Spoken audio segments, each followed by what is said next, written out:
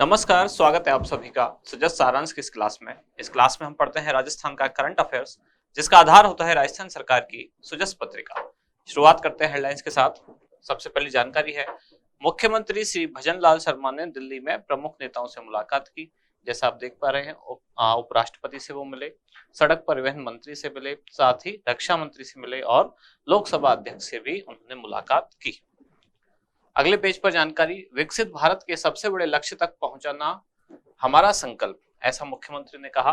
विकसित भारत संकल्प यात्रा राजस्थान में शुरू हो चुकी है, जिसका उद्देश्य क्या है कि केंद्र सरकार की जो जन कल्याणकारी योजना है उनकी जानकारी आम जनता तक पहुंचाना। अगली जानकारी है, राज्यपाल ने प्रोटेम स्पीकर के रूप में श्री कालीचरण सराफ को शपथ दिलाई। ये राजस्थान विधानसभा 16वीं विधानसभा जो अब गठित होगी, 16वीं विधानसभा के प्रोटेम स्पीकर कौन बने हैं? कालीचरण सराफ। इसके बाद है, राष्ट्रपति श्रीमती द्रौपदी मुर्मू की प्रस्तावित जैसलमेर यात्रा, जिसके लिए मुख्य सचिव ने तैयारियों का जायजा लिया।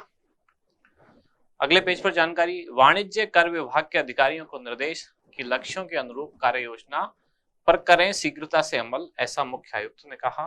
और यहाँ राजस्थान सतत विकास लक्ष्य के संबंध में आवश्यक दिशा निर्देश जारी।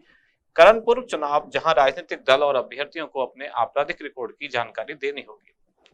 जब राजस्थान विधानसभा चुनाव हुए, यानी कि 200 में से 199 सीट्स पर जो चुनाव हुए, तब भी ये बात चुनाव आयोग द्वारा कही गई थी कि अगर कोई भी ऐसा प्रतिनिधि या प्रत्याशी जो भी है, अगर कोई भी आपराधिक रिकॉर्ड वो रखते हैं तो उसको इसकी जानकारी 3 बार अलग अलग जो सार्वजनिक माध्यम है उनके द्वारा देनी होगी, जैसे कि न्यूज़पेपर हो गया या फिर टीवी चैनल हो गया, इन सभी में इसकी जानकारी देनी होगी कम से कम 3 बार।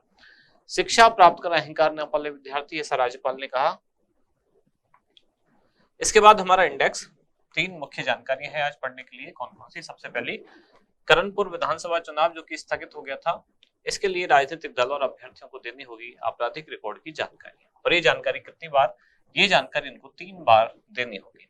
करणपुर विधानसभा चुनाव के बारे में जानेंगे, कब इसकी तिथि घोषित की गई है। और इसके बाद है विकसित भारत संकल्प यात्रा। शुरुआत करते हैं, करणपुर चुनाव, राजनीतिक दल अभ्यर्थियों को देनी होगी आपराधिक रिकॉर्ड की जानकारी। करणपुर विधानसभा स्थगित चुनाव, यानी बीच में रोक दिए गए थे। अब ये चुनाव 2023 में जो भाग ले रहे उम्मीदवार हैं और जो राजनीतिक दल हैं, इन सभी को अपनी आपराधिक पृष्ठभूमि, यदि कोई है, अगर कोई आपराधिक पृष्ठभूमि है, तो इससे जुड़ी हुई जानकारी उनको 3 बार सार्वजनिक करनी होगी। 3 बार कब कब सार्वजनिक करनी होगी, इसके लिए भी तिथियां दी गई हैं। जैसे कि प्रथम प्रकाशन कब करना होगा? 23 दिसंबर से 26 दिसंबर 2023 के बीच में।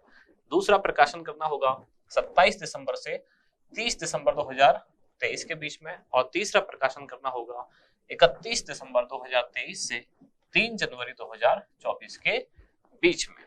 अब इसके लिए इनको फॉर्म भी भरने होंगे। एक है फॉर्म C1 और दूसरा है फॉर्म C2। एक फॉर्म भरना होता है प्रत्याशी को, दूसरा भरना होगा राजनीतिक दल को जिससे वो प्रत्याशी जुड़ा हुआ है। राष्ट्रीय व स्थानीय स्तर के जो समाचार पत्र हैं उनमें जानकारी देनी होगी। टीवी चैनल में जानकारी इनको अपनी देनी होगी। अगली जानकारी, करणपुर में विधानसभा चुनाव। करणपुर विधानसभा क्षेत्र कौन से जिले में आता है? श्रीगंगानगर। इसमें अब मतदान की नई तिथि क्या रखी गई है? यह है 5 जनवरी, जिसके लिए अधिसूचना जारी हो चुकी है 12 दिसंबर को। नामांकन पत्र भरने की अंतिम तिथि रखी गई है 19 दिसंबर।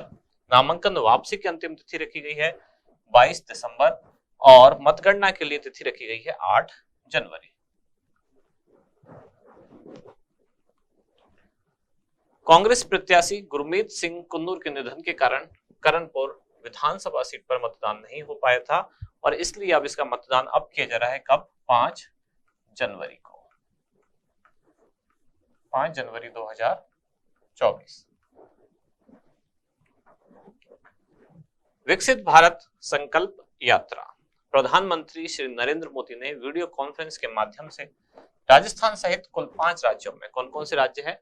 राजस्थान, मध्य प्रदेश, छत्तीसगढ़, तेलंगाना और मिजोरम, इन 5 राज्यों में विकसित भारत संकल्प रथ को हरी झंडी दिखाकर रवाना किया। कब से शुरू होगी ये यात्रा? 16 दिसंबर 2023 से। कब तक चलेगी? 26 जनवरी 2024 तक। भारत सरकार की विभिन्न जन कल्याणकारी योजनाओं से मिलने वाले लाभों के बारे में जन जन को अवगत कराना इसका उद्देश्य है।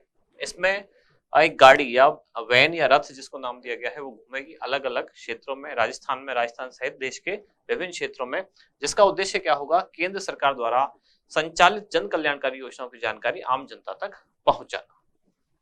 योजनाओं से जो लोग वंचित हैं लेकिन योजना के तहत पात्र होते हैं, यानी योजना के पात्र होने के लिए आवश्यक जो योग्यता है वो फुलफिल करते हैं लेकिन अभी तक योजना से जुड़े हुए नहीं है, ऐसे लोगों को योजना से जुड़ने के लिए जागरूक भी किया जाएगा। सभी विभाग अपनी योजनाओं के प्रचार प्रसार, वंचितों की पहचान और लाभों की प्रक्रिया को राज्य, जिला, ब्लॉक और ग्राम पंचायत स्तर पर पूर्ण समन्वय और जवाबदेहिता के साथ सुनिश्चित करेंगे। यात्रा के लिए भारत सरकार की ओर से कुल 280 सुसज्जित रथ राजस्थान भिजवाए गए हैं, जो कि 26 जनवरी 2024 तक प्रदेश की सभी ग्राम पंचायत और शहरी निकायों में पहुंचेंगे।